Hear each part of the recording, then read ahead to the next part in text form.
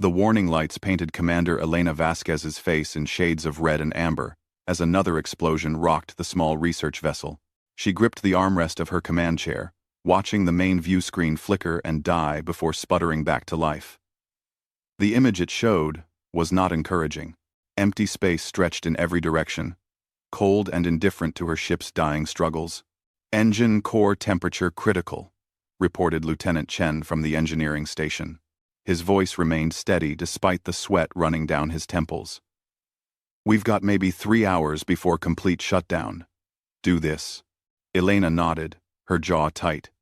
She had been a commander for 6 years, leading research missions into the frontier territories, where human space met the unknown.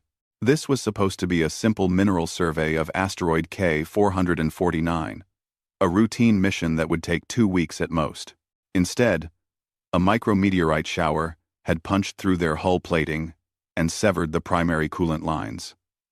One freak accident, and now 12 people would die in the dark. "Life support status?" she asked, though she already knew the answer would not be good. 3 days of oxygen. "Maybe 4 if we ration it hard," Chen replied. "But without the engines, we have no heat. We'll freeze long before we suffocate." Elena looked around the small bridge. Her crew watched her with trust in their eyes, waiting for her to pull off a miracle. She was 34 years old, and she had never lost anyone under her command.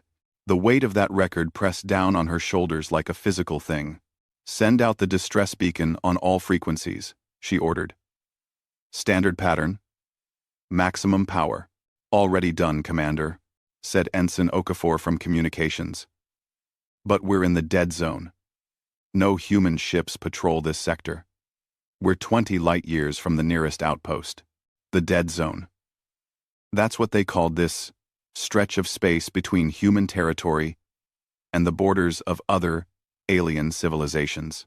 A buffer zone where no one traveled because no one wanted to risk encountering strangers. Humanity had been part of the galactic community for only 30 years, and trust came slowly among the stars. Elena stood and walked to the viewport. Outside, the stars glittered like ice crystals. Beautiful and merciless. She had always loved space. Ever since she was a child in New Chicago, staring up at the night sky and dreaming of touching those distant lights. Now, those same stars would be her grave. "Keep transmitting," she said quietly, "and begin cold sleep preparations. If we lower our metabolism, we might last longer." The hours crawled past. The ship grew colder. Elena rotated her crew through rest periods, making sure everyone ate and stayed hydrated. She walked the narrow corridors, checking on each person. Offering words of encouragement, she did not quite feel herself. In her private quarters, she recorded messages for her family. One for her mother, one for her brother, one for her niece who wanted to join the space service when she turned 18. She told them she was proud to have served. She told them not to grieve too long. She told them she loved them. On the second day, the heating failed completely. The crew bundled in thermal suits and huddled together for warmth. On the third day, frost began forming on the interior walls. Elena watched ice crystals spread across the viewport like reaching fingers. Then, on the morning of the fourth day, Okafor's voice crackled over the intercom, high with excitement and disbelief. "Commander, we've got a ship on sensors. It's changing course toward us." Elena ran to the bridge, her heart pounding. On the repaired view screen, she could see it now. A vessel, unlike any human design she had ever seen. It was elegant and organic in its curves, like a seashell or a nautilus spiral. The hull was a deep blue-green that seemed to shimmer with its own light. "Can you identify it?" she asked. Okafor shook his head. "Running it through the database now." "Wait. Commander, I think it's Ketalii." The word sent a ripple of murmurs through the bridge crew. Everyone knew about the Ketalii, though few had ever seen them. They were one of the oldest spacefaring species in this region of the galaxy. known for their advanced technology and their absolute refusal to interact with other races. Ketali space was marked on every navigation chart with warnings: do not enter, do not contact. They had been hurt badly in some ancient war, and they trusted no one. They're hailing us, Okafor said, surprise clear in his voice. Elena straightened her uniform, though it was rumpled and stained. Put them through. The view screen shifted, and Elena found herself looking at an alien face for only the second time in her life. The Catalii captain had large, dark eyes set in a narrow face, covered in fine scales that shifted between blue and silver. Two small crests rose from his head, flattening and rising as he studied her. His mouth was small and lipless, but his expression seemed concerned. Human vessel, he said, his voice translated by the ship's computer into accented English. I am Captain Shenkara of the merchant ship Whisper of Stars. Your distress signal reached me. Your ship is dying. It was a statement, not a question. Elena nodded. Yes. We suffered an accident. Our engines are failing, and we have limited life support. Shenkara's crests rose higher. How many are you? 12, including myself. For a long moment, the Kitalii captain was silent. His eyes seemed to look past her, as if he was seeing something far away. Elena waited, barely breathing. Finally, he spoke. I will help you. Prepare your crew for transport. My ship has space for 12 more, though it will be uncomfortable. 3. Elena felt her knees go weak with relief. Thank you. Thank you so much. We can arrange payment once we reach human space. Our government will compensate you for... Shenkara raised one hand, cutting her off. I do not do this for payment. I do this because it is right. His crests flattened slightly. But I must tell you, by helping you, I break the laws of my people. When I return home, I will likely face exile. My family may be shamed. Do you understand what I am saying? Elena stared at him. Then why? Why help us if it will cost you so much? The alien captain was quiet for another moment. When he spoke, his voice was soft. Because once, long ago, my people needed help. No one came. I see your crew on my sensors, huddled together for warmth. I see you transmitting messages to your loved ones, saying goodbye. I cannot be the one who does not come. I cannot be the emptiness that answers your call. Elena felt tears burn in her eyes. She blinked them away. What's your name again? Shenkara. Shenkara. I am Commander Elena Vasquez, and I swear to you now, if you or your people ever need us, we will come. I swear it on Earth itself, on every human who has ever lived. This debt will be remembered. Shenkara's crests rose and fell in what might have been a smile. You honor me with your words, Commander, but my people will never call for help. We trust no one but ourselves. Now, please prepare for transport.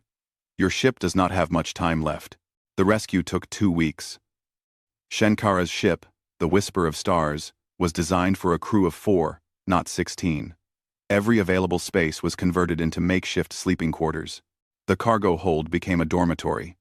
The galley, barely large enough for one Kitalii, had to feed 12 hungry humans. Shenkara shared everything. His food stores, carefully rationed. His water recycling systems, pushed to their limits. His personal quarters, which he gave to Elena and her senior officers while he slept in a maintenance closet.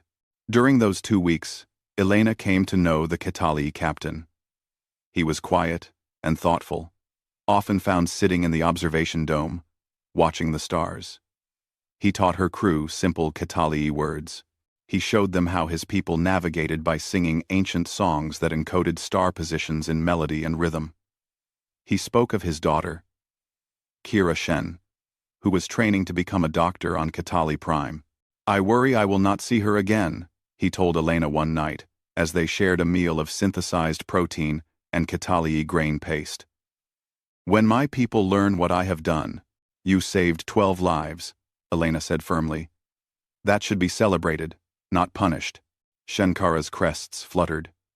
You do not understand. We have been betrayed before. By species who promised friendship and delivered only pain. We closed ourselves off to protect what remained. To reach beyond those walls is to invite disaster. That is what my people believe. And what do you believe? He was quiet for a long time. I believe that walls built from fear become prisons. I believe that my daughter deserves to live in a galaxy where kindness is possible. I believe I did the right thing, even if it costs me everything. Elena reached across the small table and placed her hand over his three-fingered one. I meant what I said. If you ever need us, we will come. Shankara made a sound like a sigh. I hope you never have to prove those words, Commander. For if my people call for help, it means something has gone terribly wrong. When they finally reached the edge of human space, Elena and her crew transferred to a rescue ship that had been dispatched to meet them. The Whisper of Stars turned away, heading back toward Ketali territory. Elena watched it go, that beautiful ship with its spiral curves, until it vanished among the stars. She touched the small crystal Shankara had given her as a parting gift. It was a Ketali navigation crystal, inscribed with the coordinates of Ketali Prime and the opening notes of their star song. Remember, he had told her. Though I doubt you will ever need to. But Elena Vasquez did not forget. As the years passed and she rose through the ranks, taking command of larger ships and more important missions, she kept that crystal on her desk. She told the story of Shankara to anyone who would listen. She made sure it was entered into the official records, into the databases that every human captain could access. She did not know then that 24 years later, a signal would echo across human space. She did not know that a debt incurred in darkness and cold would reshape the future of two species. She did not know that her promise, spoken in desperate gratitude, would become something far larger than herself. But she remembered, and that was enough. On Ketali Prime, in a modest dwelling near the medical district, Shankara returned home to face judgment. His people were shocked by what he had done. Some called for harsh punishment. Others simply turned away, refusing to acknowledge him. But his daughter, Kira Shen, embraced him with tears of pride in her large eyes, and in the quiet of their home, he told her about the humans he had saved, about a commander who made promises with the weight of worlds behind her words. Do you regret it, father?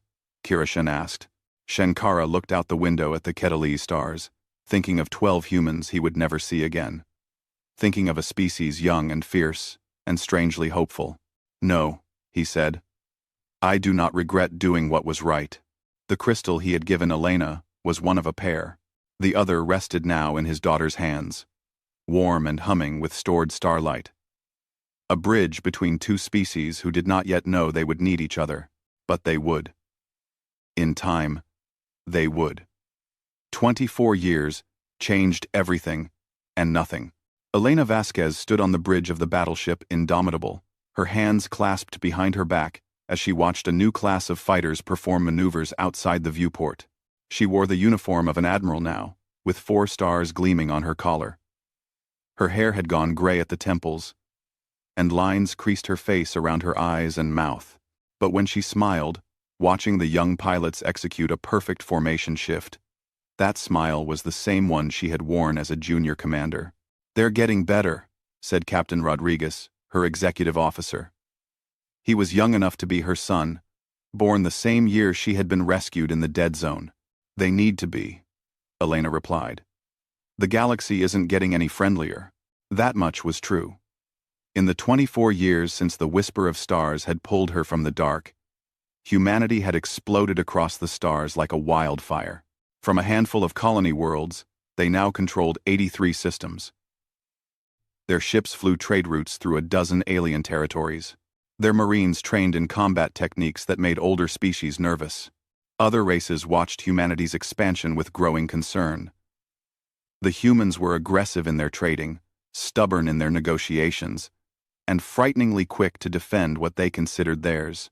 They formed alliances readily but broke them just as fast if betrayed. They seemed to operate on a code of honor that no one else quite understood. Dangerous. The Valorian merchants called them. Unpredictable, said the Corellian diplomats. Too emotional, complained the logical Rixathi. But none could deny that humans were here to stay. Elena had been part of that expansion. After her rescue, she had become something of a celebrity. The commander who had been saved by the mysterious Kitalii, the species no one ever saw, she used that fame to push for a policy of reciprocity in human dealings with aliens.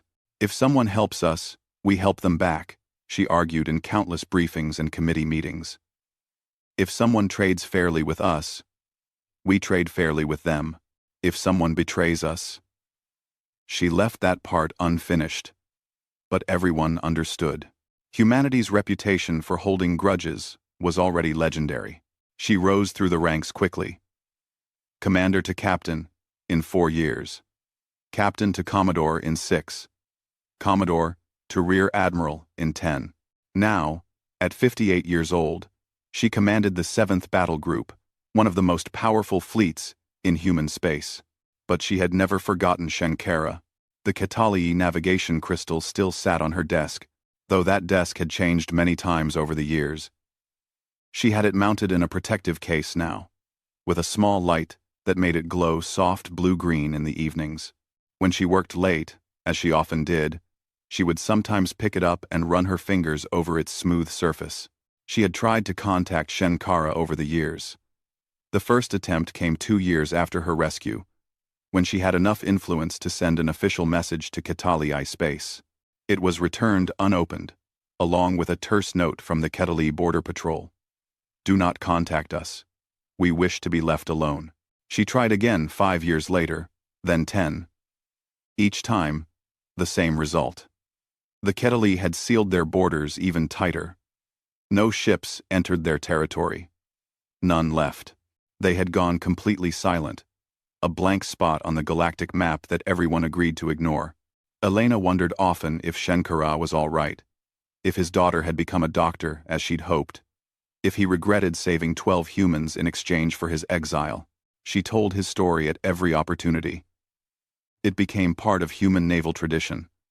Every officer candidate at the academy heard about the Kitalii captain, who risked everything to help strangers. It was used as an example in ethics classes. It appeared in training manuals under the section on debts and honor. We are a species that remembers. Elena told a graduating class of young officers one spring day on Earth. When someone helps us, truly helps us when they have nothing to gain and everything to lose, we remember. That debt becomes sacred. It becomes part of who we are. The cadets listened with shining eyes, and Elena wondered if any of them would ever need to prove those words. She was not the only human who had encountered the Kitalii over those 24 years. There were others, though the incidents were rare. A merchant captain named Marcus Chen had suffered a navigation computer failure near Kitalii space.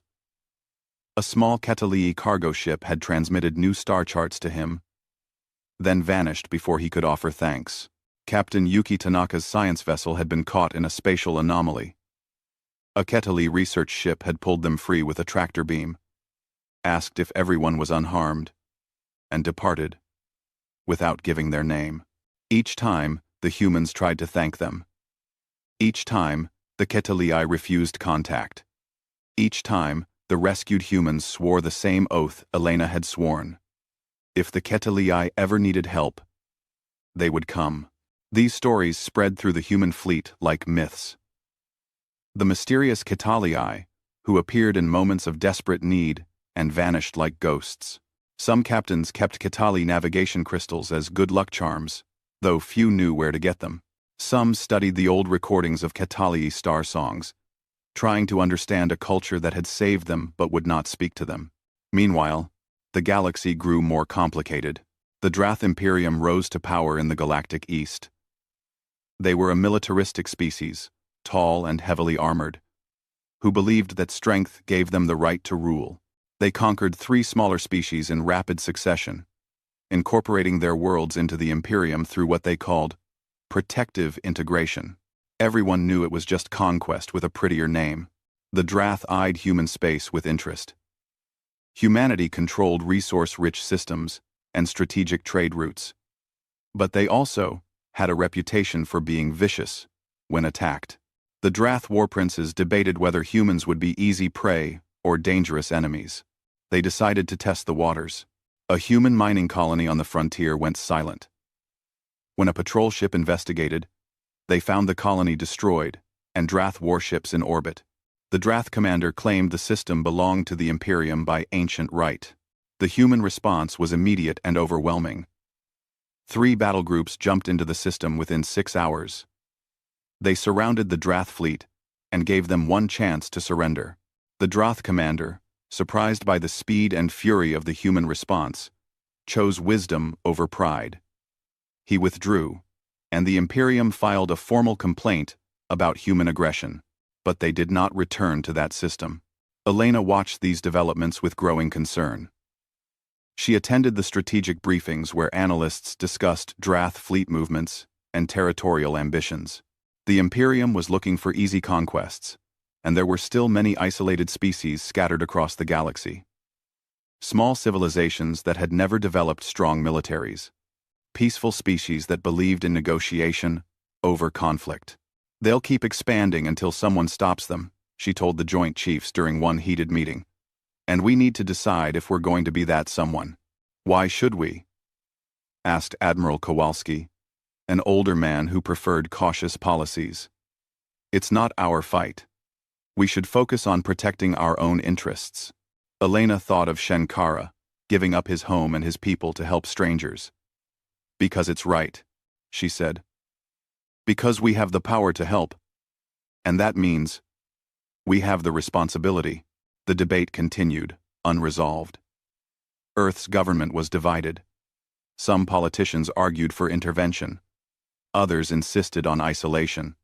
Humanity was still finding its identity among the stars, still deciding what kind of species they wanted to be. Elena returned to her flagship after that meeting, tired and frustrated. She sat at her desk and picked up the Kitali crystal, feeling its familiar weight in her palm. I could use your wisdom right now, Shenkara, she said to the empty room. The galaxy is getting darker, and I don't know if we're ready for what's coming. The crystal glowed softly in the dim light, but offered no answers. Across the galaxy, in the carefully guarded territory of the Kitali, Shenkara walked the gardens of his modest home. He was old now. His scales faded to pale silver, his crests drooping with age. He had lived the past 24 years in a kind of peaceful exile, neither fully cast out nor fully welcomed back. His daughter, Kira Shen, had indeed become a doctor. She ran a clinic now in the capital city, treating patients with a combination of traditional Kitali medicine and new techniques she had developed herself. She had never married, devoting herself instead to her work and to caring for her aging father. You should rest more, she told him often. Your hearts are not as strong as they used to be. Shenkara would smile and tell her he had plenty of time to rest when he was dead. He thought about the humans sometimes. About Commander Vasquez and her crew of 12. Shivering in the cold of their dying ship, he wondered if they had survived the journey home, if they had thrived, if they remembered the Kitali captain who had helped them. He watched the news feeds that reported on human expansion. His people watched too, with suspicion and fear. The humans were growing so powerful, so quickly. They were aggressive and territorial, everything the Kitali had learned to fear. They are dangerous, his neighbors whispered. They will come for us eventually. But Shenkara remembered Commander Vasquez's eyes when she made her promise. He remembered the way her crew had thanked him, over and over, with tears and trembling voices. He remembered their awkward attempts to learn Kitali words, their respectful questions about his culture, their genuine care when he told them about his daughter. They are not like the others, he told anyone who would listen. They are fierce, yes, but they are also loyal. They remember kindness. Few believed him. The Ketali had closed their doors long ago, and most were content to keep them closed forever. But Shankara kept his own navigation crystal, the twin to the one he had given Elena.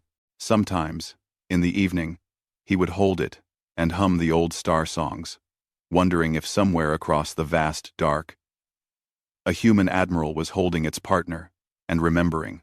The years turned. Ships crossed the void. Empires rose and fell in miniature dramas played out across scattered worlds. The Droth Imperium grew stronger, more confident, more hungry, and in the carefully isolated space of the Kitalii, in the strategic planning rooms where war princes plotted their next conquests, eyes turned toward an old, wealthy, and seemingly defenseless civilization.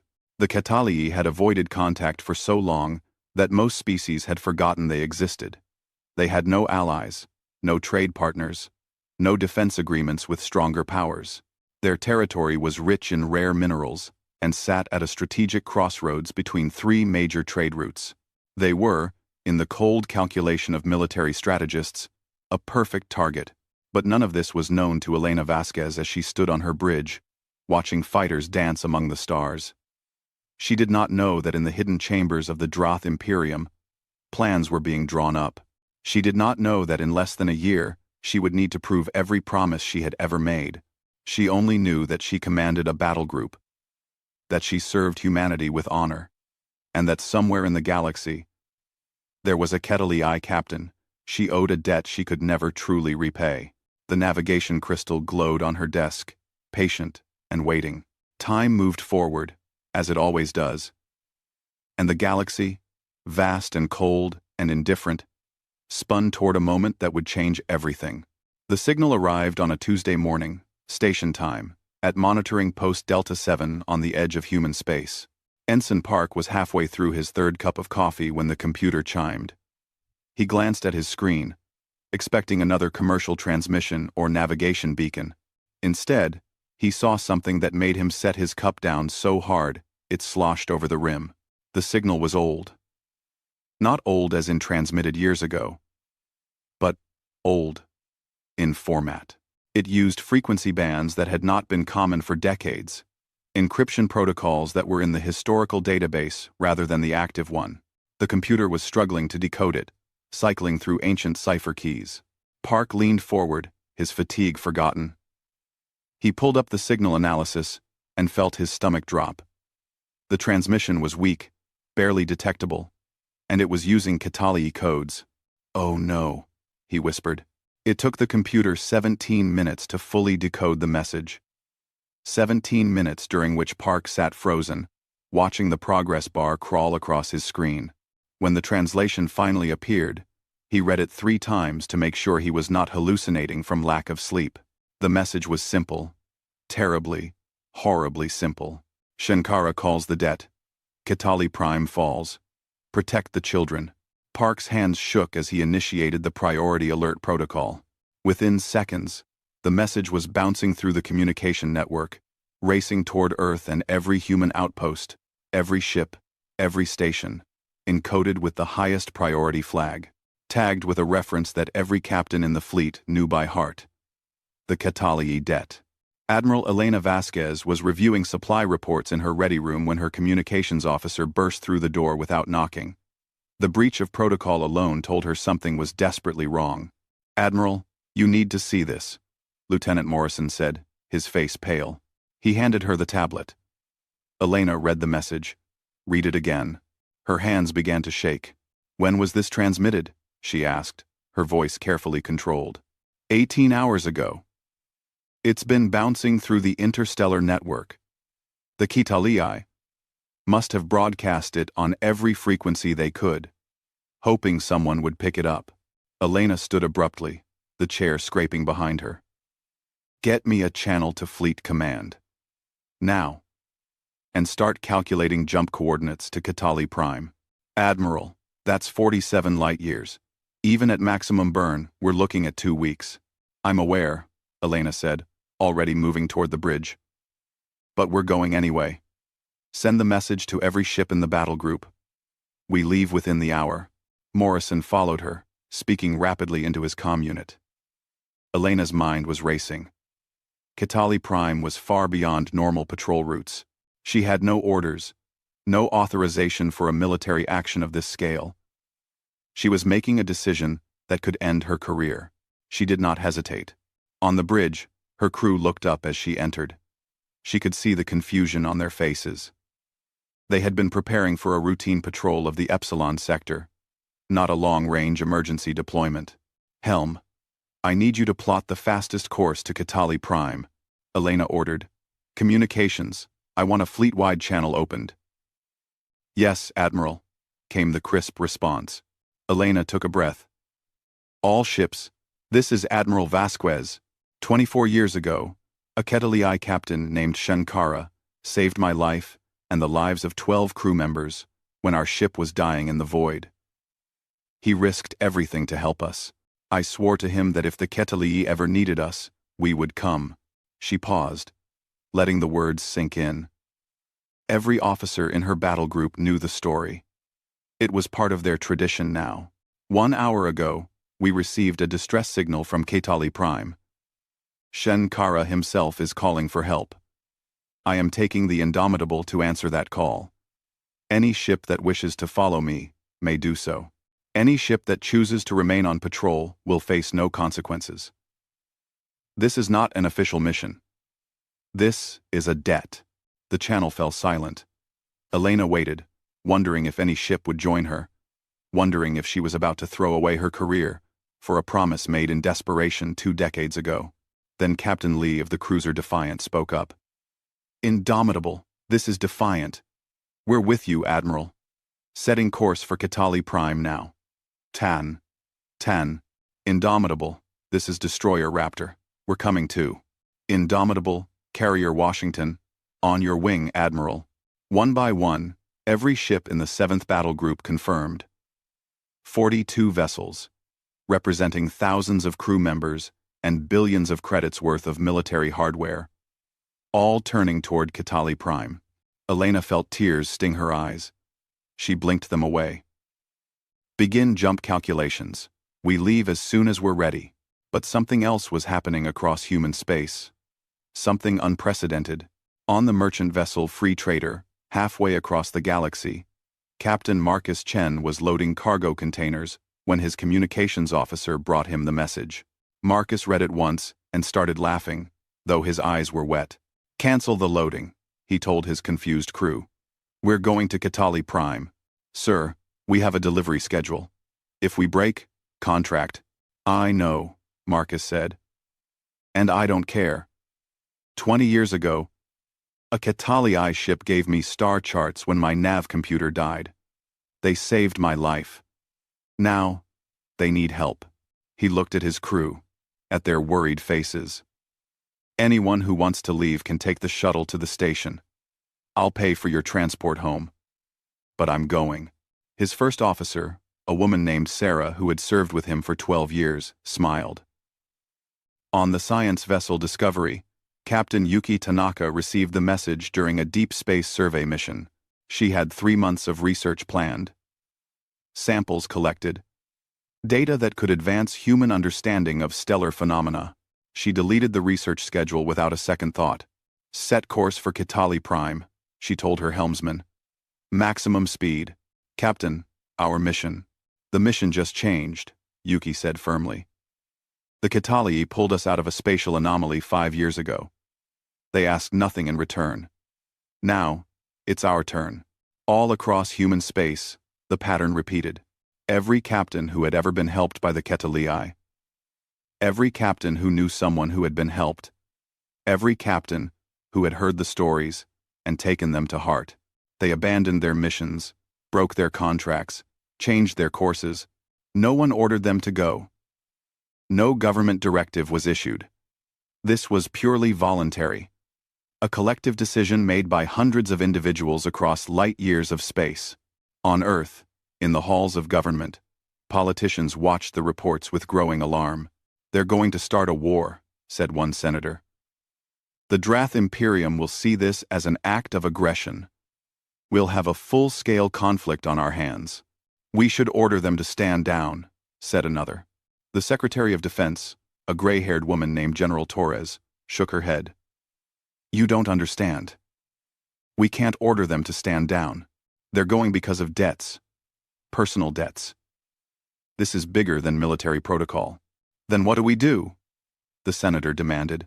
General Torres looked at the star map on the wall, at the hundreds of small blue dots representing human ships, all converging on one point. Kitali Prime. We support them, she said quietly.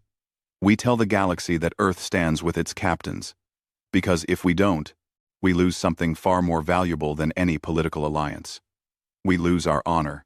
The president of the United Earth Council was silent for a long moment. Then she nodded. Draft a statement. Make it clear that while these captains act of their own accord, Earth will not abandon them. And someone get me intelligence on what's actually happening at Kitali Prime. The intelligence reports painted a grim picture. The Droth Imperium had surrounded Kitali Prime with a blockade fleet. 43 warships, including the dreadnought Imperial Fang, commanded by War Prince Thexmor himself. They had cut off all communications and were demanding the Kitali surrender their world for integration into the Imperium. The Kitali had refused.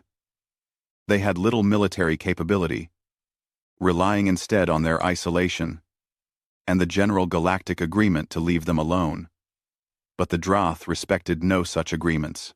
The blockade had been in place for 2 weeks. The Droth were patient, content to starve the Kitali into submission. They had intercepted 3 attempts by the Kitali to break through the blockade. 2 ships had been captured. 1 had been destroyed. It was only after losing that 3rd ship that Shenkara, now serving as a civilian advisor to the Kitali Defense Council, had convinced his people to send the distress call. Even then, many had argued against it. We will not beg, the council leader had said. We are Kitali. We endure alone. We are dying alone, Shenkara had replied. There is no honor and pride that kills our children. I know humans. They will come. You know one human, the council leader said dismissively. From decades ago. Why would she remember? Why would she care? Shenkara had looked at the old navigation crystal he still kept, its twin somewhere among the stars. Because she promised. And humans, whatever else they may be, keep their promises. The council had finally, reluctantly, agreed to transmit the distress signal. They did not expect anyone to answer. On Kitali Prime, in the medical district that was now overflowing with injured from the Droth attacks, Kira Shen worked tirelessly. She had not slept in 30 hours. Her healing hands were steady as she treated a child's burns, but her heart ached with exhaustion and fear. Her father found her during a rare, quiet moment. Shenkara looked old and frail, but his eyes were alert. You should rest, daughter, he said gently. Kira Shen shook her head. There are too many patients. If the Droth break through, they won't, Shenkara said with certainty. How can you know that? He showed her his navigation crystal. It was glowing brighter than usual, pulsing with a soft rhythm. Because help is coming. I can feel it. Kira Shen wanted to believe him. But as she looked out the window at the night sky, at the distant lights that were Droth warships in orbit, she felt only despair. Admiral Vasquez stood on the bridge of the Indomitable, watching the tactical display with an expression of fierce concentration. They were 3 days out from Kitali Prime now, and the reports were flowing in. Over 800 human ships were converging on the Kitali homeworld. 800. It was the largest voluntary fleet assembly in human history. Warships and merchant vessels, science ships and personal yachts, military cruisers and civilian transports. They came from every corner of human space, flying the colors of a dozen different corporations, governments, and independent commands. Admiral, said Captain Rodriguez quietly, we have confirmation from Fleet Command. The Droth Imperium is aware of our approach. They've issued a warning that any interference will be considered an act of war. Elena did not take her eyes from the display. Acknowledged.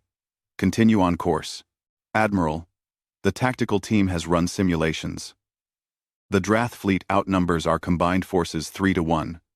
They have superior shielding technology and heavier weapons. Our estimated casualties— I know the numbers, Captain, Elena interrupted. I've read the same reports, and we're going anyway. She turned to face her bridge crew. Young faces, mostly. Officers who had trained in peace and never expected to face a battle like this. I won't lie to you, she said. The Drath are powerful. We'll be outgunned and outnumbered. Some of us won't come home.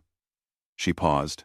But 24 years ago, a Kitali captain looked at a dying human ship and chose to help, even though it cost him everything.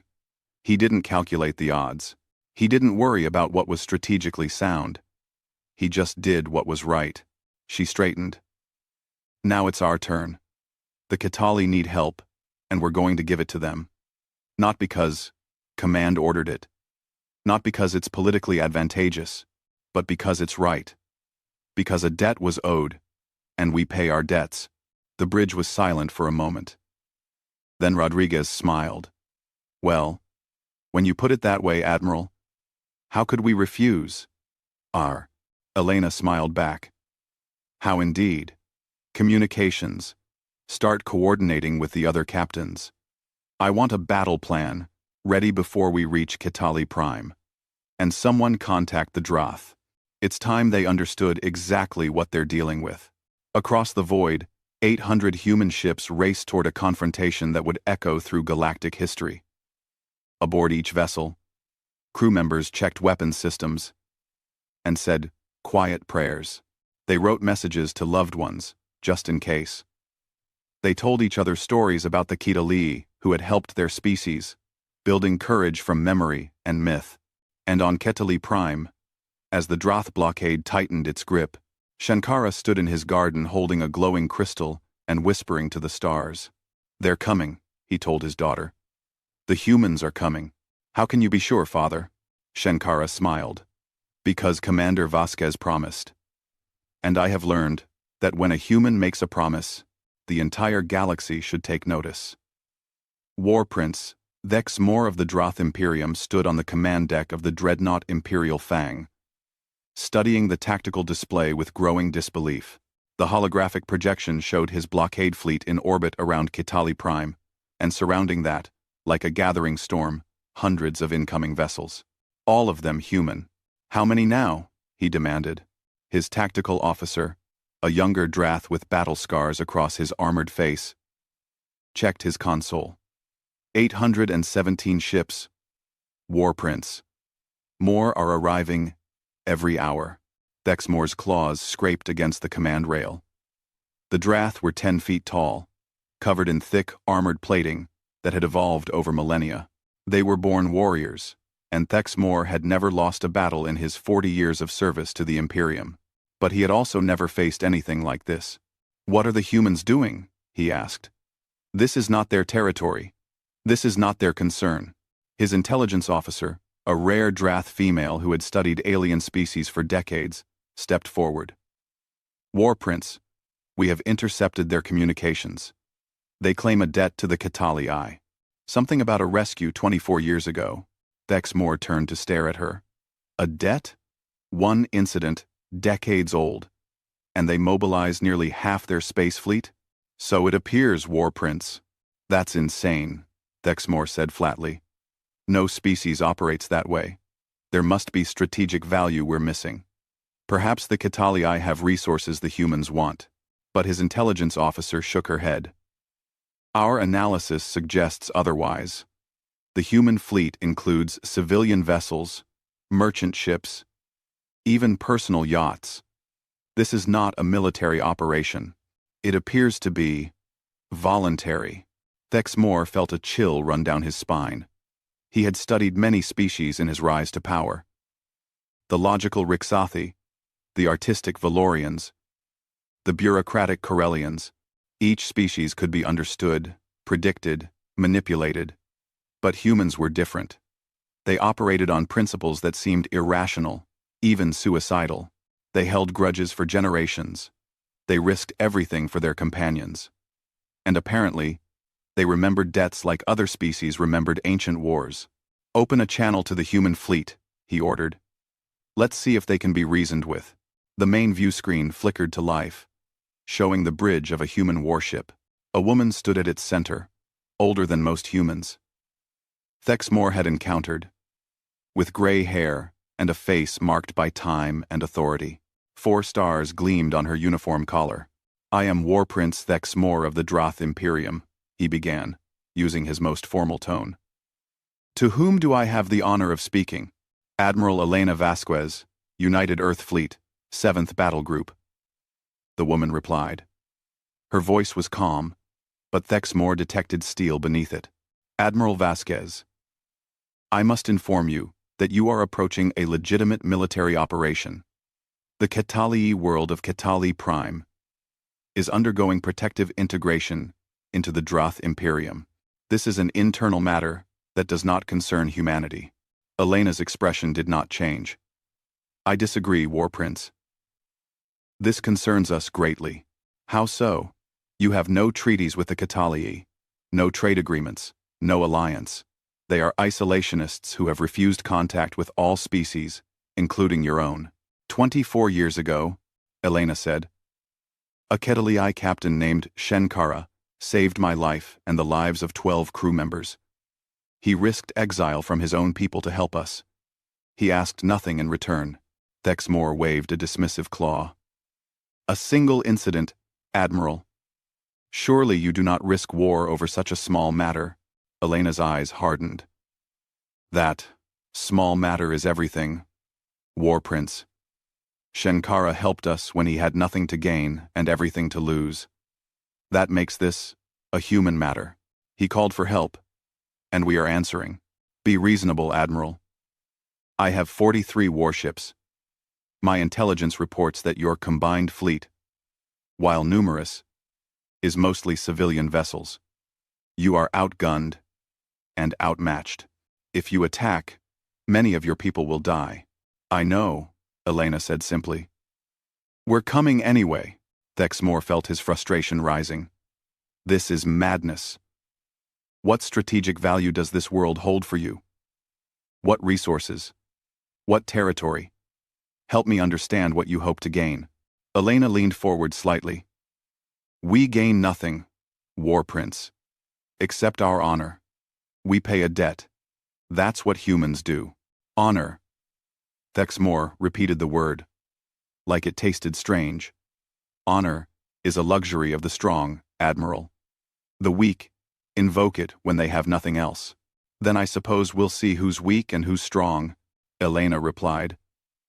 I'm giving you one chance to withdraw your fleet peacefully. Leave Ketali Prime and return to Imperium space. No one needs to die today. Thexmore's military pride surged. A human? Telling him to withdraw? And if I refuse? Elena's smile was cold and sharp. Then you'll discover why 800 human captains abandoned their duties to come here. You'll learn what happens when you threaten someone we owe, and you'll understand, too late, that humans don't bluff. The channel cut off. Thexmore stared at the blank screen for a long moment. Analysis, he demanded. His tactical officer brought up the fleet composition on the main display. War Prince. The human fleet is mixed. Approximately 200 military vessels of various classes. The rest are civilian, though many appear to be armed. The military ships are equivalent to our mid-tier cruisers and destroyers. Nothing that matches the Imperial Fang. Then why do I feel concerned? Thexmore muttered. His intelligence officer spoke up again. War Prince. May I speak freely? Do so. I have studied human military doctrine. They are unconventional. They use tactics that would be considered reckless by Droth standards. They sacrifice individual ships readily if it achieves a larger goal, and they fight with extreme aggression when defending those they consider their own. The Ketali are not their own, Thexmore pointed out. To the humans, apparently they are. A debt creates a bond. We do not think this way, but they do. Thexmore considered his options. He could withdraw, but that would be seen as weakness. The Imperium did not retreat from inferior forces. His career would be over, or he could fight, destroy the human fleet, and claim Kitali Prime. The Imperium would celebrate him as a hero, but there was a third possibility, one that nagged at his mind. What if the humans were more dangerous than they appeared? What if their willingness to sacrifice was not weakness, but terrifying strength? He pushed the doubt away. We hold position. If the humans attack, we will destroy them. The Imperium does not yield. Across the void, on 800 human ships, crews prepared for battle. On the Indomitable, Elena gathered her senior officers in the strategy room. The holographic display showed the Drath fleet in red, the human fleet in blue, and Kitali Prime in green at the center. We're outgunned, she said bluntly. The Drath have superior shielding, heavier weapons, and better armor. In a straight fight, they'll win. So we don't fight straight, said Captain Lee of the Defiant, a grin on his scarred face. We fight human, Elena nodded. Exactly. Captain Tanaka, your science vessels have the best sensors. I want you on point, identifying weak spots in their formation. Marcus Chen, your merchant ships are fast and maneuverable. I'm going to need you to play bait. Marcus, attending the meeting via holographic link from the Free Trader, raised an eyebrow. Bait implies you want us to get shot at, Admiral. I want you to look like you're going to get shot at. Elena corrected. Lead them on a chase.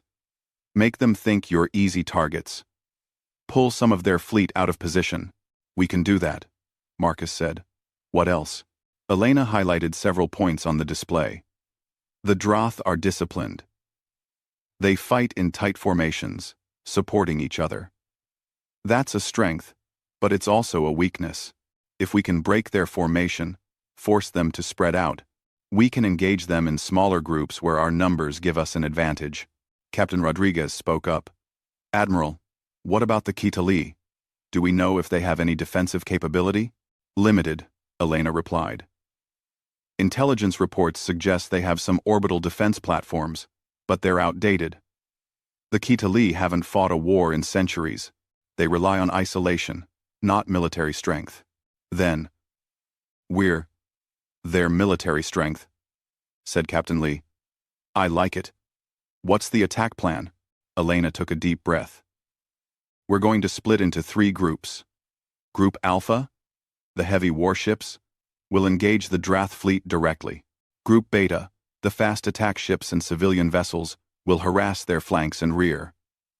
Group Charlie, our carriers and support ships, will stay back and provide long-range support. She paused.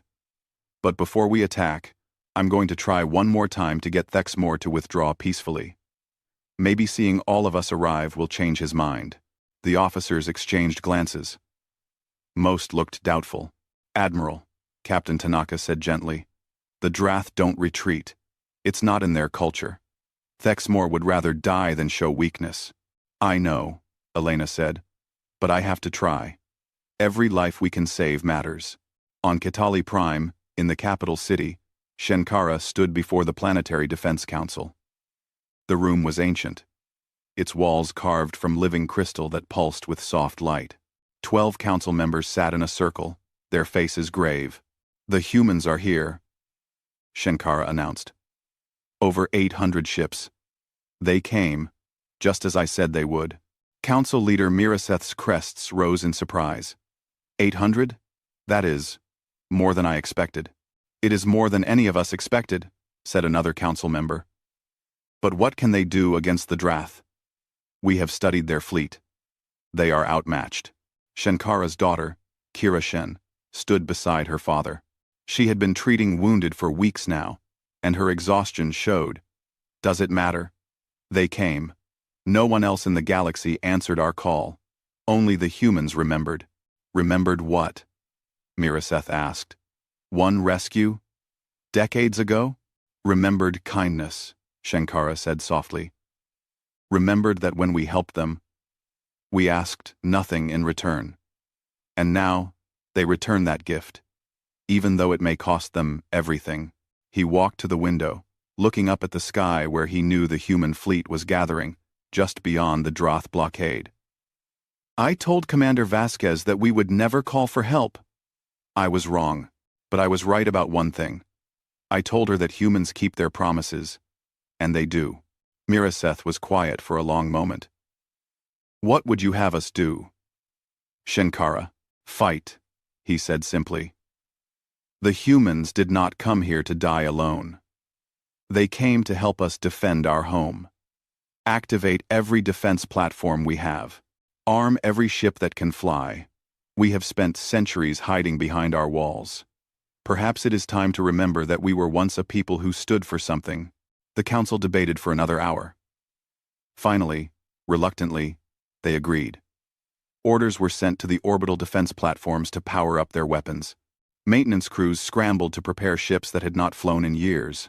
And across Kitali Prime, citizens watched the sky and wondered if they were about to witness the end of their civilization or its rebirth. In orbit, the tension mounted. The Droth fleet held their position. Weapons powered, shields at maximum. The human fleet completed their arrival, ship after ship dropping out of faster-than-light travel and forming up in organized chaos. Admiral Vasquez opened one final channel to War Prince Thexmore. "This is your last chance," she said. "Withdraw now. No one has to die today." "Ride." Thexmore's face appeared on the screen. His expression was hard, his claws gripping his command rail. "I am Drath, Admiral. We do not flee from lesser species.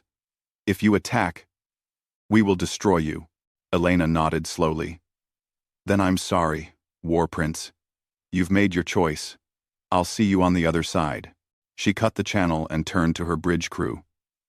"All ships. This is Admiral Vasquez. Battle stations. Code red. Weapons free." She paused, then added softly, "And may whatever gods are listening forgive us for what we're about to do." End quote. We can be listening. End quote. Weapons free. Across 800 ships, alarms blared. Weapons, systems, powered up. Shields strengthened. Thousands of human crew members took their positions.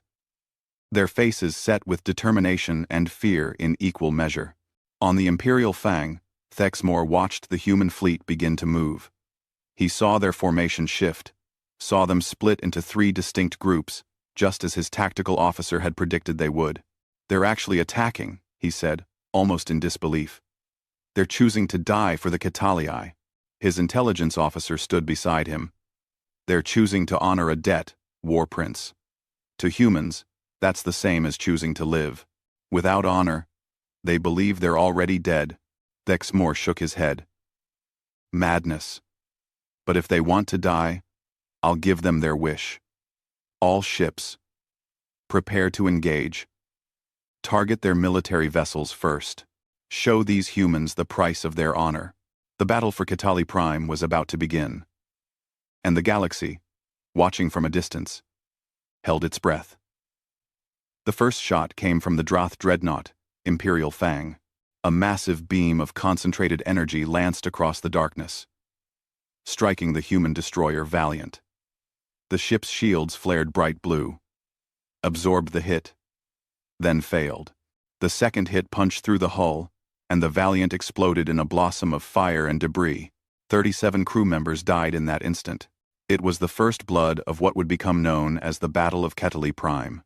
Admiral Elena Vasquez watched from the bridge of the Indomitable, her face carved from stone. "All ships, weapons free. Execute attack pattern Delta, and make them pay for every shot." The human fleet surged forward like a breaking wave.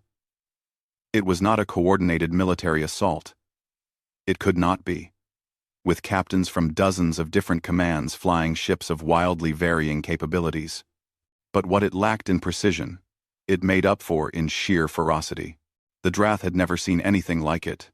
Marcus Chen's merchant ship, Free Trader, armed with mining lasers and improvised missile launchers, dove straight at a Droth cruiser 3 times its size. The cruiser fired, but Marcus had already rolled away. his ship dancing through space with the agility born of years dodging asteroids in mining fields. "Come on, you big beautiful target," Marcus muttered, leading the cruiser away from the main formation. "Chase me." The cruiser followed, along with 2 destroyers. Exactly as Admiral Vasquez had predicted. As soon as they were isolated, 5 human military vessels that had been waiting in silence powered up their weapons and attacked from 3 sides. The Droth cruiser's shields held for 30 seconds. Then they failed, and the ship was torn apart by concentrated fire. Across the battle space, the same scene repeated. Small human ships, fast and maneuverable, would harass Droth vessels until they broke formation to give chase. Then the human military ships would pounce, using their numbers to overwhelm isolated targets. Captain Yuki Tanaka's science vessel, Discovery, never designed for combat, used its powerful sensors to coordinate the attacks. Droth destroyer at heading 270 has weakened shields on the port side, she transmitted, recommending focused fire from Group Beta. 3 human ships immediately changed course, their weapons converging on the weak point. The Droth destroyer tried to rotate, to bring its stronger shields to bear, but the humans were too fast. Within minutes, the destroyer was crippled. War Prince Thexmore watched his careful formation dissolve into chaos. The humans were everywhere, darting in and out like angry insects, each sting small, but the cumulative effect devastating. "They fight without honor," his tactical officer said. "They strike from behind, gang up on single targets, use their weak ships as bait. They fight to win," Thexmore corrected grimly. "And they're succeeding. Order all ships to tighten formation. We cannot allow them to isolate our vessels." But tightening the formation created its own problem. With his ships clustered together, Thexmore could not bring all his weapons to bear. The humans circled his fleet like predators around prey, striking wherever they found an opening. On the Indomitable, Elena coordinated the assault with the calm focus of someone who had prepared for this moment for 24 years. "Captain Lee, take the Defiant and hit their left flank.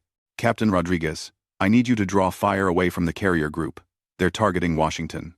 "On it, Admiral," Rodriguez replied. The Indomitable surged forward, its heavy guns blazing.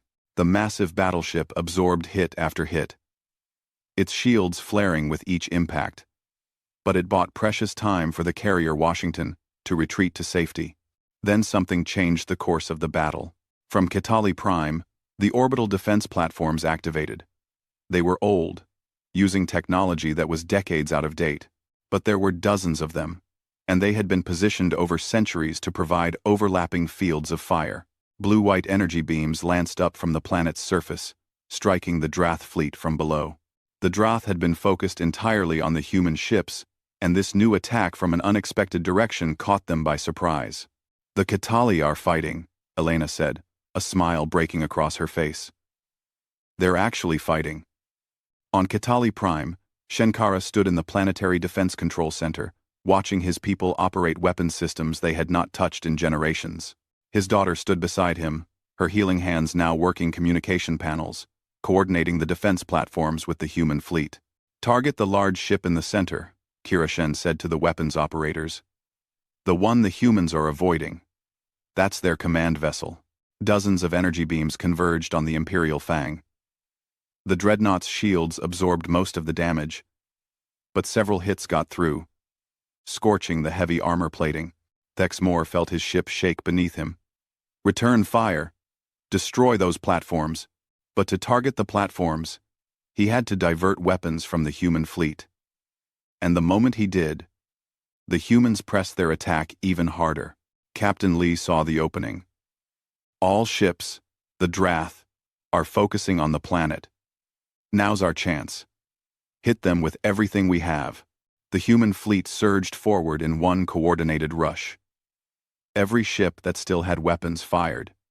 Missiles and energy beams and kinetic rounds filled the space between the two fleets.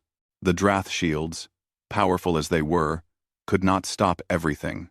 A Droth cruiser exploded, then a destroyer, then another cruiser. But the Droth were not defeated yet. They were warriors, bred for battle across generations. They rallied, their discipline reasserting itself. The Imperial Fang's main guns fired continuously, each shot destroying or crippling a human vessel. The human destroyer, Perseus, broke apart under sustained fire. The merchant ship Golden Dawn, armed only with civilian-grade weapons, was cut in half by a Drath beam weapon. The frigate Sparrowhawk, trying to shield smaller ships, took 3 direct hits and went dark, drifting lifelessly through the battle space. The casualties mounted. Human ships were dying, their crews sacrificing themselves to protect the Kitali world. But they did not retreat. They did not flee. Every time a ship fell, 2 more moved forward to take its place. Elena watched the tactical display, watched her fleet being torn apart, and felt each loss like a knife to her heart. These were her people, her fellow captains, dying for a promise she had made 24 years ago. "Admiral, we've lost 28 ships," Captain Rodriguez reported, his voice tight. "Casualties estimated at over 8,000. We cannot sustain this rate of loss." "I know," Elena said quietly. Then, louder.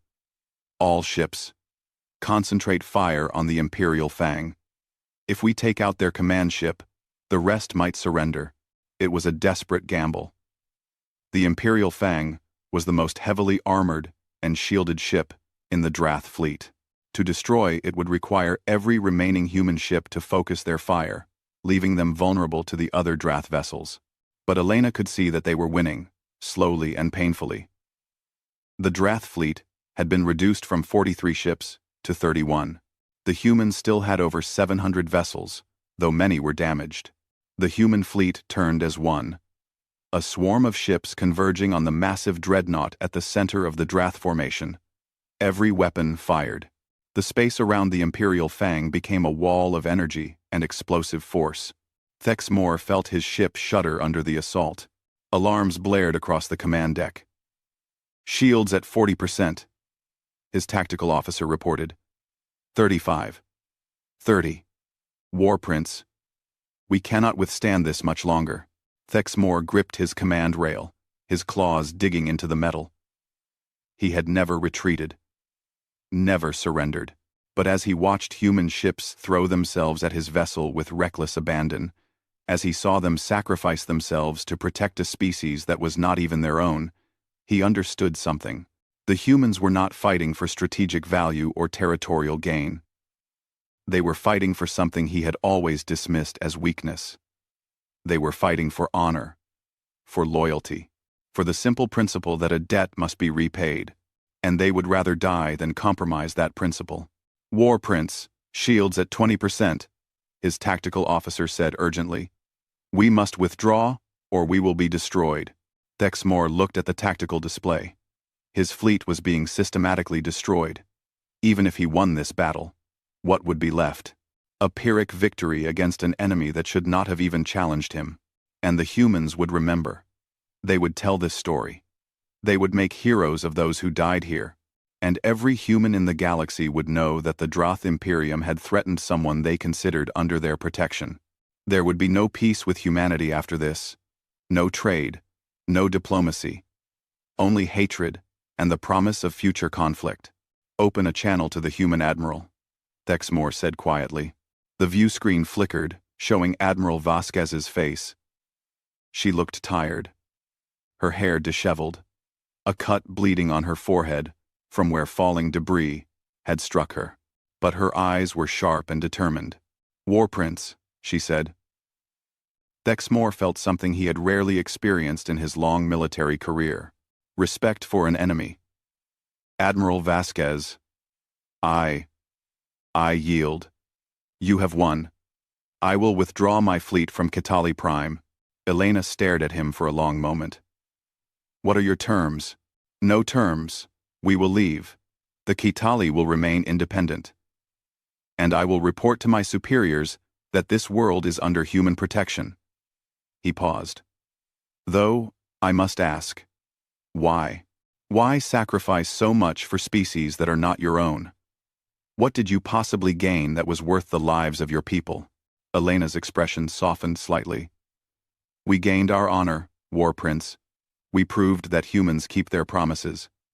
24 years ago, a Kettlei saved my life. Today, 800 human captains came to repay that debt. That's who we are. That's what we do. Thexmore nodded slowly. Then, I hope we never face each other in battle again, Admiral. Because I do not think I could defeat an enemy who fights the way you do. The channel closed. Across the battle space, the Drath fleet began to withdraw. The human ships held their positions, weapons still powered, watching warily until the last Drath vessel had jumped to faster-than-light speed. Then, and only then, did Elena allow herself to breathe. She sat down heavily in her command chair and closed her eyes. "Status report," she said wearily. Captain Rodriguez checked his console. "We lost 206 ships, Admiral. Estimated casualties, 33,000 killed or critically injured. Another 50,000 with minor injuries, 33,000. Elena felt the weight of that number crush down on her. 33,000 people who had volunteered to come here, who had believed in a promise, who had died defending strangers. And the Kettlei? She asked. All safe, Admiral. The planet's shields held. No Droth troops made it to the surface. Elena opened her eyes and looked at the view screen, which now showed Kettlei Prime floating peacefully in space. A beautiful blue-green world, unmarred by the battle that had raged in its orbit. "Open a channel to the planet," she said. "I need to speak with Shankara." The view screen changed, showing the interior of a Kettlei command center. And there, standing in the center, was an old Kettlei male with faded silver scales and drooping crests. But his eyes were the same, bright and intelligent and kind. "Commander Vasquez," Shankara said softly, then corrected himself. "Admiral Vasquez, you came." Elena felt tears running down her cheeks. She did not bother to wipe them away. "I promised. We all promised. 800 captains came because of what you did for me and my crew. I only helped 12 people," Shankara said, wonder in his voice. "You helped humanity." Elena replied, "You showed us that kindness exists in the galaxy, that not everyone is an enemy, that sometimes the right thing to do is to help someone who needs it, no questions asked." She paused. "We lost 33,000 people defending your world. The debt is paid. Overpaid, I'd say." Shankara's crests rose and fell, and Elena realized the old Kettlei was crying too. "There was no debt, Admiral. What I did because it was right. I asked for no payment." "I know," Elena said gently. "That's exactly why we came." On Kettlei Prime, in the capital city, crowds had gathered to watch the battle. As the Drath fleet withdrew, and the human ships held their position, victorious, a sound rose from the Kettlei people. It started small, just a few voices, then grew into a thunderous chorus. They were singing the old star songs, the navigation melodies that Shankara had taught Elena's crew decades ago. But the words were new, improvised, telling a story of humans who came from across the stars to defend the Kettlei. Kira Shen stood beside her father, tears streaming down her face. "What have you done, Father? What have you brought to our world?" Shankara smiled, his old scales catching the light. "Hope, daughter. I have brought hope. And allies. True allies. Not born of treaties or trade, but of something deeper, something that may change everything." The Kettlei Planetary Council convened in emergency session. For the first time in centuries, they made a decision to end their isolation. They voted, unanimously, to establish diplomatic relations with humanity, to open their borders, to join the greater galactic community. "We have hidden for too long," Council Leader Miraseth declared. "Today, we learned that walls built from fear become prisons. Today, We learned that there are species who value honor and loyalty above profit. Today, we learned that we are not alone. 6 months later, Elena Vasquez stood on a dais in the capital city of Ketali Prime. She was in full dress uniform, medals gleaming on her chest. Representatives from dozens of species had come to witness this moment. Kira Shen, now appointed as the first Ketali ambassador to humanity, stood beside her father. She held a crystal, large and luminous, carved with intricate patterns that told the story of the Battle of Ketali Prime. "For saving our world," she said, her voice translated into a dozen languages. "For remembering kindness. For honoring a debt that we never asked to be repaid. The Ketali people give their gratitude to humanity. May our species be forever joined in friendship." She presented the crystal to Elena, who accepted it with both hands. The crowd erupted in cheers, Ketali voices blending with human ones in a celebration that echoed across the city. That evening, Elena walked with Shenkara through his garden. The old Ketali moved slowly now, but his mind was sharp as ever. "I never thought I would see this day," he said. "My people, celebrating, opening their hearts to the galaxy again. You made it possible," Elena said. "By doing one simple act of kindness." Shenkara shook his head. "I saved 12 people. You showed us that the galaxy has room for compassion. We just proved you right." They reached a bench beneath a tree with silver leaves that chimed in the wind. They sat together, an old human and an old Ketali, looking up at the stars. "What happens now?" Shenkara asked. Elena smiled. "Now? Now the galaxy learns something important. Help a human once, and 800 will come when you call." That saying is spreading already. Some species think it's a threat, others see it as an opportunity. And what is it really? "A promise," Elena said simply. "A promise that in this big, cold, often cruel galaxy, there are still people who believe that honor matters, that debts should be paid, that kindness should be answered with kindness." Above them, in orbit, human and Ketali ships patrolled together. The first joint human-Ketali exploration vessel, commanded by Kira Shen and a human captain named James Park, was being commissioned. New alliances were forming. Old fears were fading.